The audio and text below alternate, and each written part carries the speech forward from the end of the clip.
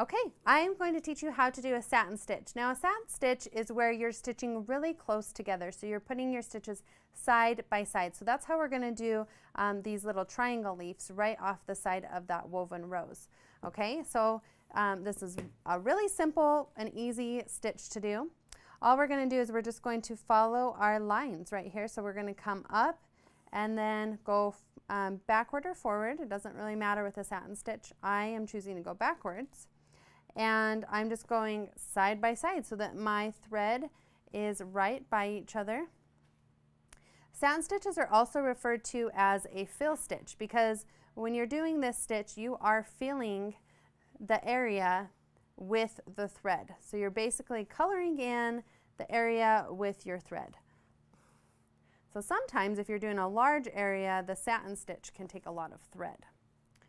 But you can see this is just a little tiny triangle area that we're doing.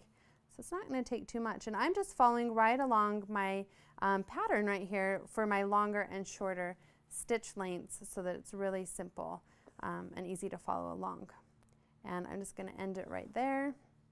Now this is the point where we're using the same thread, but I don't like a bunch of loose threads all over the back side. So this is where now I take it over, flip it over, and I like to create knots on each different area.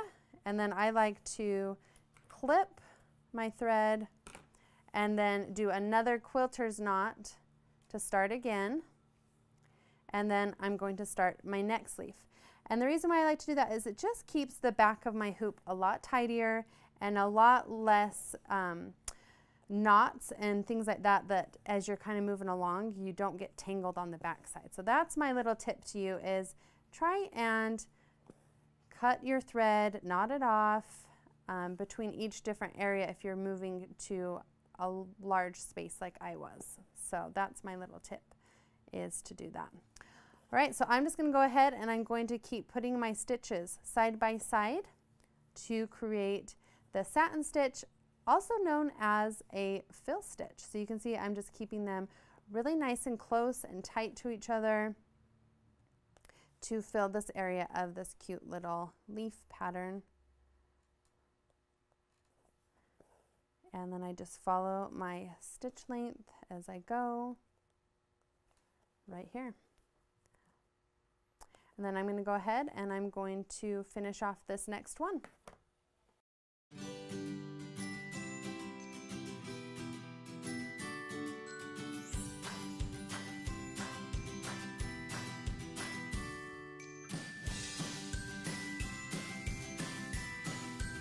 Okay, I have finished my cute little leaves on my embroidery using the satin stitch, also known as the fill stitch.